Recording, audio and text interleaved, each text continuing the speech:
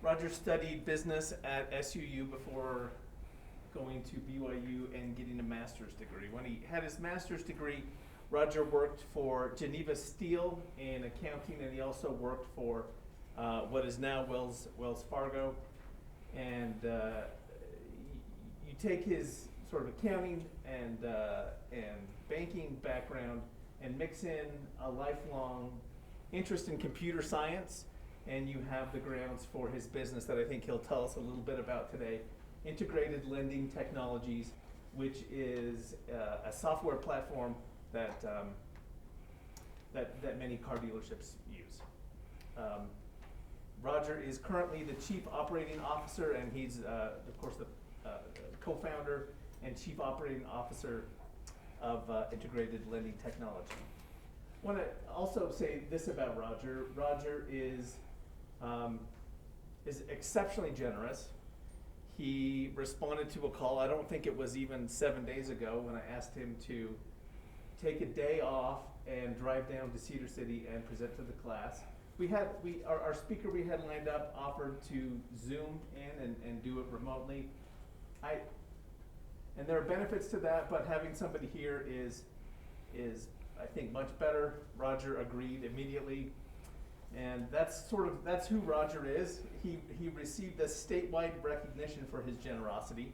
It's called the Hearts and Hands Award, and Roger received that in part because he's willing to drop what he's doing and come speak to a class like this. So please welcome Roger Seegmiller. Thank you, Tyler. Anybody here a survivor of COVID? Raise your hand if you dare. Well, me too. So I'm taking my mask off. All I'm doing is breathing antibodies on you in the front row. So,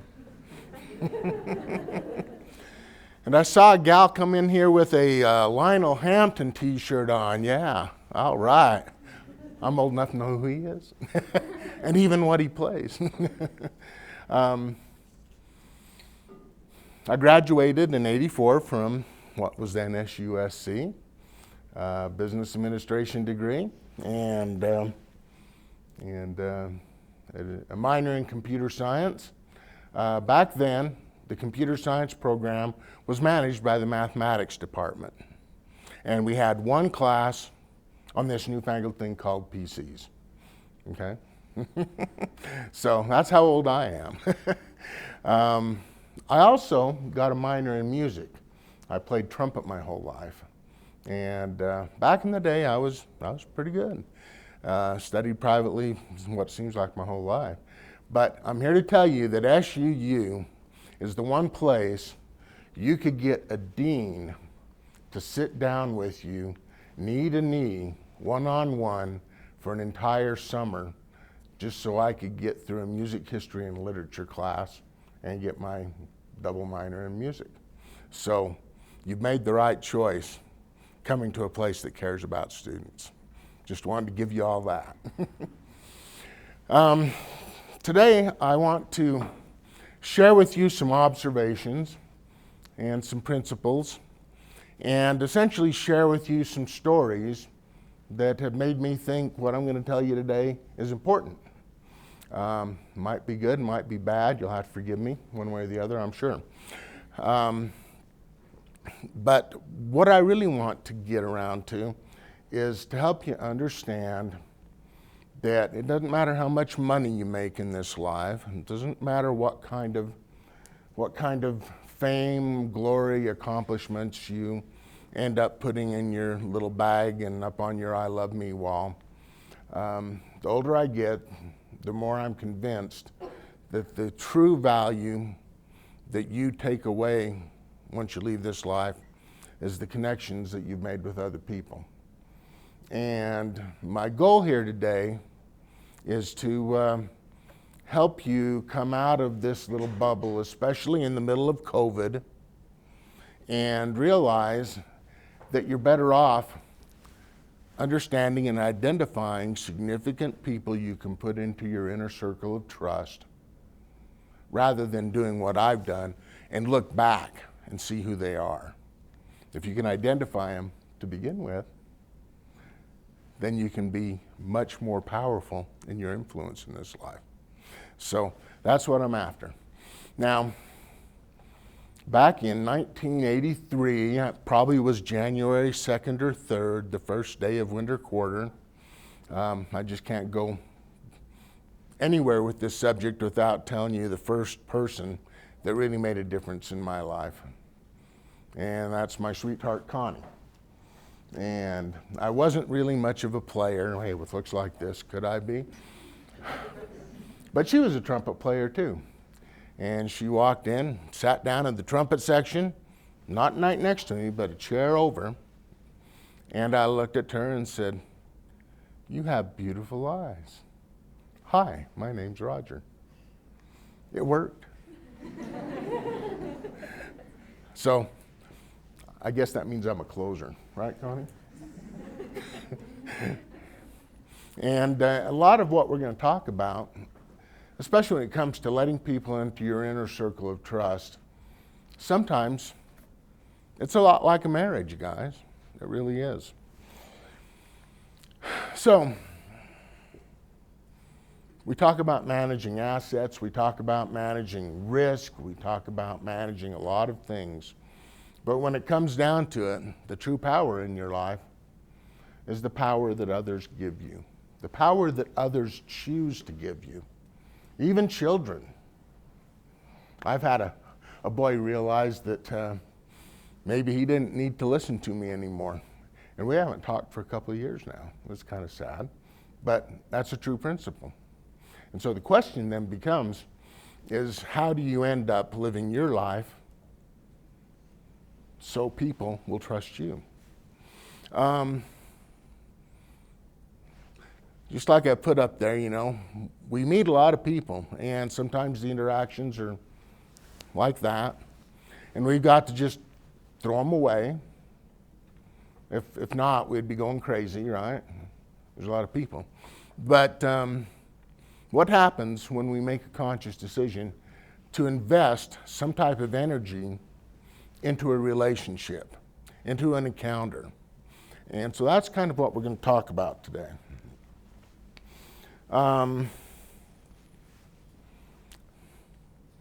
Trust is kind of a continuum.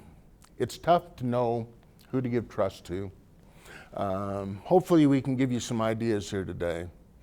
But trust really is nothing more than you having a series of interactions with somebody and they turn out to be good.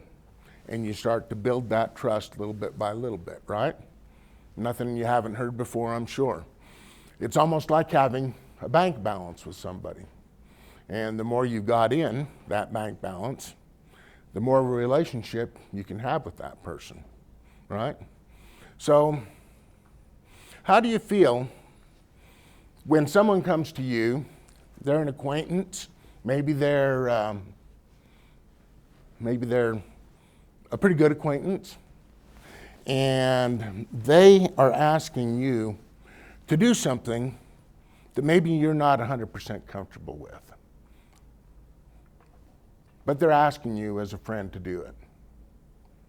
How does that make you feel?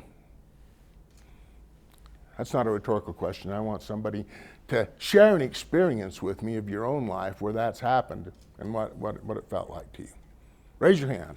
Volunteer. I should have brought candy bars so I could give you a reward. Anybody? Come on, guys. This isn't Sunday school. Well, I feel like like sometimes when people ask me to do things that they know isn't the most fun, it makes me feel like I'm a good person because they know that I'd be willing to, even though it's not the most fun thing. Mm-hmm. Okay. Let me show you a story. Back when I was going through my MBA, we had a study group for 2 years. And there was a gentleman named Ethan. He was maybe just a little bit younger than I was, but he was really intelligent, really smart, and he always had a different perspective than the rest of the group. And that was pretty valuable to the group, although sometimes it was also very annoying. Okay? He was working for a company that had the president of the company indicted for some kind of malfeasance. And they wanted him to be called in to testify against his boss. And he was basically hiding out so they couldn't serve him. And he called me in a panic one day, and I was working for a bank at this point. And he called me one day and basically wanted me to help him hide out somewhere. And I had to make a quick decision. Number one, how big is the balance with this fellow? It was kind of on the edge. Number two, I had to weigh practical consequences. If I was caught aiding and abetting this guy, I don't think it would have been a felony. It might have been a misdemeanor. I wasn't even sure. But I knew that working for a bank, you had to keep your reputation pristine. And so I had to tell him no. And that was pretty much the end of the friendship. So there's a good example of having that balance, that bank balance. I suspect you understand when you have a really big balance of trust with somebody, and literally, you're ready to go to the ends of the earth for them. But it doesn't really turn out to be that way. Usually, they're not going to ask you to march into hell with them, right? But it's kind of like marriage. It comes down to the little things. I have a very good friend, lifelong friend. Actually, I met him in our MBA experience 30 some odd years ago. Name's Rich. And we actually got so sick of schooling and textbooks that near the end of our MBA experience, we said, let's take the money it costs for one of these classes, each of us pay, go open a checking account, and just go do something with it. Let's learn something outside of the classroom. And we did, and it was stupid, and we pretty much failed at it, but we had enough money left over to try something else. And it was pretty stupid, and we failed at it, but we were learning together. And we eventually morphed that into an effort that wasn't terribly successful, but it was successful enough that when it ended, we had enough money to invest and buy a condo at a bankrupt ski resort. And so along the way, we learned a lot. And if you guys know who I'm talking about, he went on to do this 40 some odd times in his life as an entrepreneur.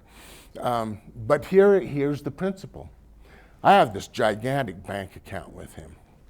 In that bank account, he's proven to me his sincerity towards my well-being. He's proven to me how genuine he is in his feelings for me. And there came a time where we kind of diverged paths. He was pursuing one path on his career, and I was pursuing another. And we didn't really lose touch, but we didn't have much to do with each other on a day-to-day basis anymore. And he had this picture of me as an accountant, which is what I was doing at that point. And he seemed to get fixated on the fact that I was a numbers guy. But in the meantime, I was becoming a computer guy. And in the meantime, and since then, I was becoming an entrepreneur and having this big, broad vision of what I could do with this company that I'm doing now. And so I had morphed myself into something more than what he perceived me as. But every time we'd get together and every time he'd introduce me as, oh, he's a great accountant. Yeah, he could probably help this person because he's great with numbers. And I'm thinking, gee, Rich, just in my own mind, come on, I'm not that one-dimensional. And in my heart of hearts, I was kind of saying to myself, well, that kind of bugs me, that kind of bugs me. But then I thought to myself, who cares? I'll go ahead and take a withdrawal out of that balance, and there's still going to be a whole bunch left there. And so I gave him a pass, and I put it away, and it doesn't matter to me anymore. He's perfectly willing to refer to me as anything, because I have that kind of a balance with him, that kind of a relationship with him. And to this day, I think he finally changed it, but his trust in me was such that for at least a decade, maybe more, I was actually the executor of his estate. That's how much he trusted me. So, interesting concepts there about how you want to develop the relationships that you think are going to be important to you. Okay? The last one on that last slide talked about what if you have somebody attacking you or something negative happening to you personally. And you know what? That's life. Sometimes the door gets slammed in your face. Sometimes it gets slammed really hard, doesn't it? Things don't work out the way you want to. Sometimes it's people betraying your personal trust. Other times it's just circumstances that are putting you in a tough situation. And I learned a couple of things. I've been laid off 2 times and fired once in my life. My first experience was with, you probably don't even remember this, I'm sorry, I'm so old. But the first job I had was with First Security Bank. And literally, back in the 80s when I joined them, I make more in a month now than I made in a year in that first job, okay? Banks aren't famous for paying people very well. And after 2 or 3 years, there was a big shift in some kind of market, and the bank was having trouble, and they decided to lay me off. And I went home devastated. I had built my self-worth up so much and laid a foundation of being the best banker I could be. And now they're telling me I don't mean anything to them anymore. Thank you for your service. Please don't let the screen door hit you in the butt on the way out. I was devastated for a little while. And if I could give you any kind of advice, it's figure out who you are and what you're worth, exclusive of jobs or other external factors. Because there will be a point where you will wonder about your self-worth when things go wrong. And I'm here to tell you there's no reason to do that. Because this life is full of 2 steps forward and 1 step back. And that doesn't have anything to do with you most of the time, guys. It really doesn't. So don't buy into that idea. It's not worth it. And I went to work for Geneva Steel after that, and got laid off at Geneva Steel after they started having troubles. But I learned a little bit more. Okay. Now, along the way, I want to tell you about a fellow who I met and just knew of. I'd worked around him a little bit. His name was Scott, and he has since passed away. And he wasn't very old when he passed away, but had a cordial relationship with him. I ended up getting laid off from Geneva Steel right before Christmas, and it was a pretty dark Christmas. I mean, I was still in a pretty big funk, you know, because I thought I'd done a good job. As a matter of fact, this is a great story. When they laid me off, I'd been in charge of a department in the accounting area, and I had cross-trained all of my people on all the other jobs. So literally everybody in my department could do every job in that department. And I went to the HR guy and said, well, why is this happening? He says, well, it's just a matter of we have to make tough decisions. I said, don't you realize I've literally done such a good job that everybody in my department can do everybody else's job? And he says, funny enough, that's one of the reasons we can let you go.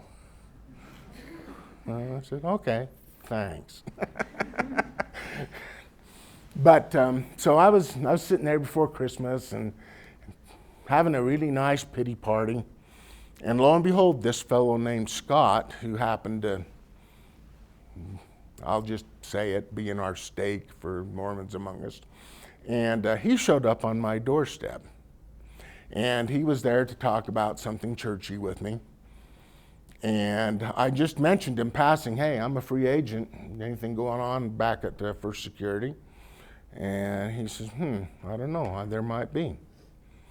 And that guy then went back and knew enough about me, had just enough of a balance to recommend me. And so by middle of January, I had another job, the second time, back at First Security Bank. Okay. Now this job is the job that got me involved with lending and the type of lending that my company pretty much does all the time now. Okay. So Scott was a very significant person in my life. And you know, I had the chance to return the favor to him and help him get a job later in his life. And so we didn't have really big balances, but we had enough of a balance to trust each other. So interesting who will walk into your life and what it will mean to you. And if you can identify those kind of people up front, you're way ahead of the game.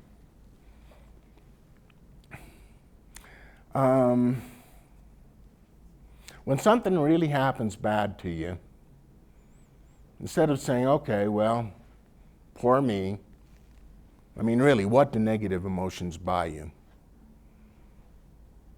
When something bad happens, sometimes we can't help it. But okay, have your pity party, get over it, and get past the negative emotions. Because they don't mean anything to you guys. They're buying you nothing. Rather, wouldn't it be better to say, okay, well, crap, that hurt. That wasn't any fun. Wonder what I was supposed to learn from it. And perhaps even saying, well, that door shut pretty hard. You know, what's next? What should I do? What am I prepared to do? What do I want to do?